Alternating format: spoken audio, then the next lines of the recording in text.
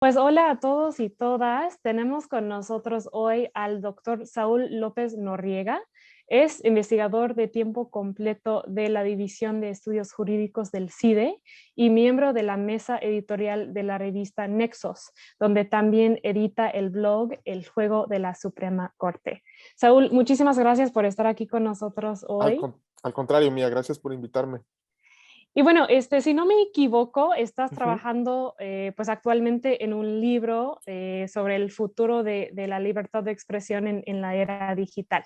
¿Es correcto? Más o Sí, menos. en efecto, sí es un libro donde trato de ver cuáles son los cambios Ajá. que está sufriendo la libertad de expresión como figura institucional, pero también el contexto político y de medios de comunicación que dio pie a que surgiera pues, hace un par de siglos la idea en el liberalismo clásico, la libertad de expresión y cómo ha cambiado todo a partir de Internet, ¿no? Ajá. Muy interesante. Y cuéntanos un poco, ¿qué es lo que más te ha sorprendido en el proceso de investigar tu libro? Bueno, por un lado, me sorprende la enorme y fecunda discusión que hay en otras partes del mundo y lo poco que se discute sobre el tema en México, ¿no? Y es interesante porque, digamos, México, uno podría decir, bueno, pues es que tal vez no se discute porque no hay mucho internet en México, no sirve para hacer campañas políticas, y no es cierto, ¿no? Como sabemos, México podría haber más, pero hay muchísimas personas conectadas, viviendo ya en internet, muchísimas personas, cuentas en Facebook, Twitter y demás que están aquí en México y tiene un enorme impacto en nuestra opinión pública. Y por tanto me parecería que debería haber una mayor discusión en los diferentes niveles que implica la discusión pública, que puede ser desde la académica, en sentido estricto, hasta la discusión en periódicos, radio, televisión, sobre los muchos problemas que tiene Internet, que esa es otra cosa que me había impresionado. Yo cuando empecé a investigar esto, eh, pues no pensé que iba a ser tan complicado, vaya. Internet, hay muchísimas trincheras, es algo tan como ubicuo y cada vez va a ser más presente en nuestras vidas con el Internet de las cosas y demás, que hay muchísimas trincheras, muchísimas perspectivas, que si afectas una, impacta en otra, que tú no querías mover, pero la moviste, y entonces eso me parece que a su vez es complicado empezar a estudiarlo y tener claro qué es lo que tú quieres estudiar de Internet. Y también es complicado, me he dado cuenta, cualquier eventual ejercicio de regulación que uno quiera realizar, ¿no? Eh, y por eso también yo creo que sí es importante regular algunas partes de Internet, pero Ujú. mi posición se ha ido moderando, no en el sentido de evitar la regulación, pero de ser muy cuidadosos qué, cómo, con pinzas, qué cosita vamos a moverle. Porque, porque en efecto, es como una madeja difícil de discernir qué hilo es el que quieres modificar y si no lo haces bien, pues puedes afectar varias cosas que no querías, ¿no? Entonces Sí, diría claro. eso, que la discusión en México es prácticamente inexistente, Ujú. lo podría decir así. Empieza a haber cada vez más, afortunadamente. Y la otra es que es un tema muy complejo y que toca muchísimo, prácticamente no hay esfera social que no sea impactada por Internet y que no, Claro. y no amerite una discusión al respecto, ¿no? Ujú. Y hablando un poco más de la regulación, ¿cuáles son las leyes o normas Ujú. existentes en México que protegen la libertad de expresión o que regulan las plataformas digitales? Bueno, digamos, esto es relativamente reciente, me parece, durante mucho tiempo, pues un poco como también parte de la narrativa dominante de Silicon Valley, de que, bueno, pues Internet, pues es un jardín de la libertad, no debe ser regulado, y yo entro a un país y pues es una red de redes y nadie lo regula, ¿no? Ujú. Eso, digamos, un poco que sucede en otros países, por supuesto en Estados Unidos, pero en otros países donde llegan las grandes plataformas, pero después, hace unos, tal vez yo diría unos 10 años, empezó a haber ciertas propuestas, iniciativas, pocas han fructificado y creo que para bien, porque la mayoría de las iniciativas tienen un defecto común que no es entender del todo bien qué es Internet o cómo Mm. funciona y los riesgos que puede haber de una mala regulación justamente. Yo diría que hay como cuatro líneas. Uno, que hay mucha preocupación de la clase política de controlar eso que pareciera inasible, que son las redes sociales, ¿no? Para prohibir memes que hacen a la clase política, lo cual es como va en contra de cualquier ejercicio de la libertad de expresión, pero ha habido iniciativas de eso, ha habido iniciativas, como sabes, Mía, recientemente del senador Monreal, que trata de regular que se pueda, el método, digamos, en términos generales, la metodología para suspender o cancelar una cuenta en una red social, sobre todo a partir de lo que pasó en Estados Unidos con Trump y lo que podría pasar acá con el presidente López Obrador.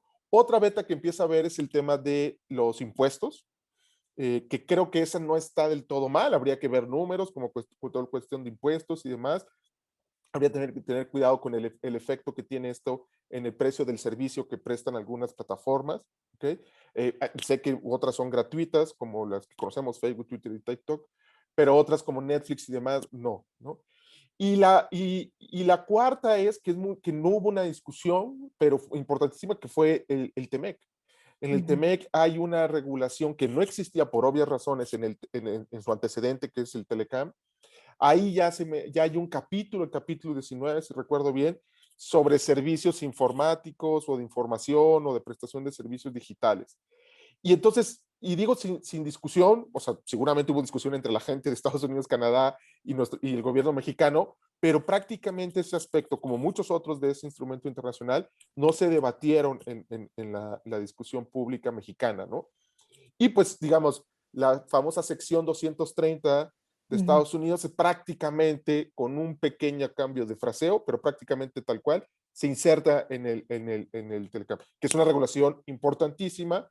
Yo creo que en general positiva, aunque como sabes está debate principalmente en Estados Unidos. El mismo presidente Biden ha dicho tal vez sería importante hacer algún ajuste.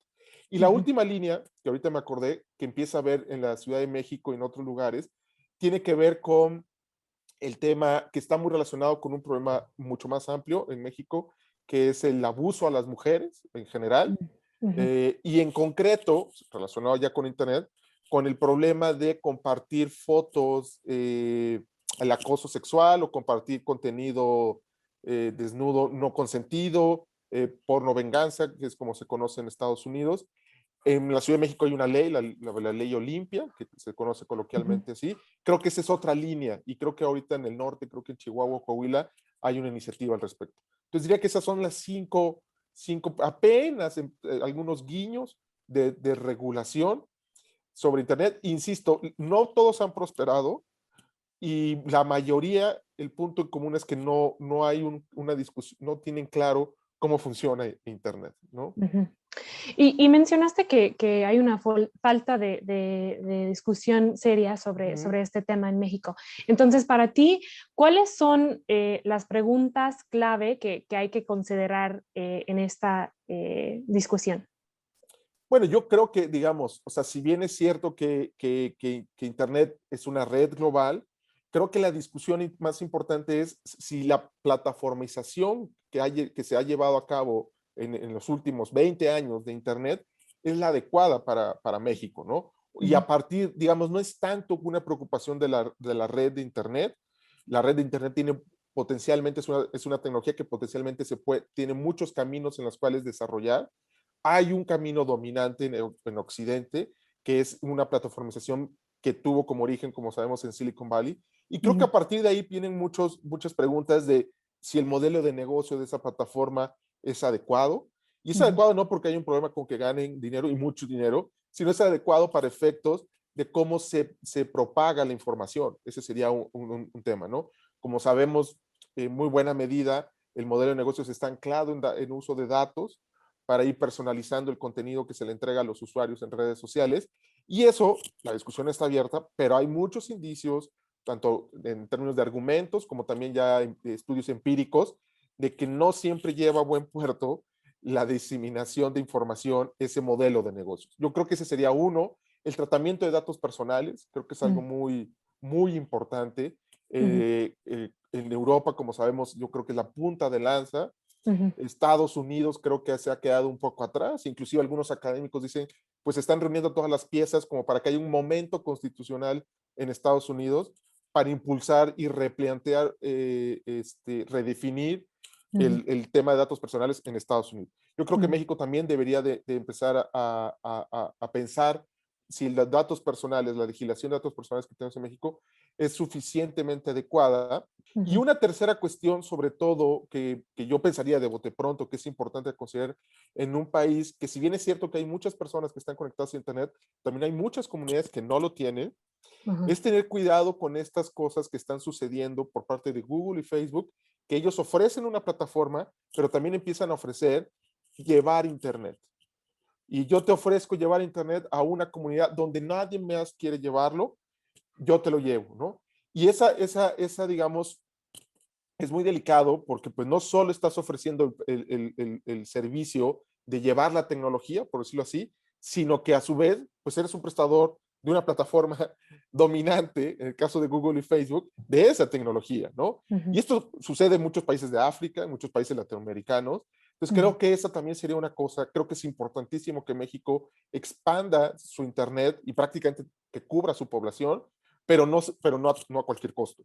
Y creo que permitir que estas empresas, que entiendo que ha habido algunos guiños de estas empresas con el actual gobierno para ujú, tratar de ingresar así, creo que, creo que no sería correcto.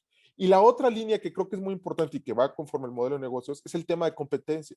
ujú, Es muy difícil, inclusive las personas más, digamos, simpatizantes, beligerantes, activistas de la narrativa de Silicon Valley, llegar hoy en día a decir que no hay un problema de concentración es ujú. muy complicado, ¿no? Sí. Y como sabemos, o sea, Google y Facebook no solo son dominantes, sino que aparte ofrecen software gratuito para que se desarrollen aplicaciones, gente muy creativa y bien por ellos, pero entonces el monopolio, la concentración no solo es de su plataforma, sino de muchas otras aplicaciones. Ujú, Entonces creo que México, que de por sí tiene una economía sumamente concentrada, sería un buen momento para evitar que la economía digital, que ya existe y que tiene un enorme potencial para el futuro, pues establecer algunas reglas mínimas claras para evitar una concentración en nuestro país, ¿no? no, pues muchísimas gracias, Saúl, por tu tiempo y por Ujú. compartir con nosotros. Pues fue muy interesante escucharte y pues ya, hasta la próxima conversación, Hasta ¿no? la próxima. Muchas gracias, Mía. Hasta Muchas luego. gracias.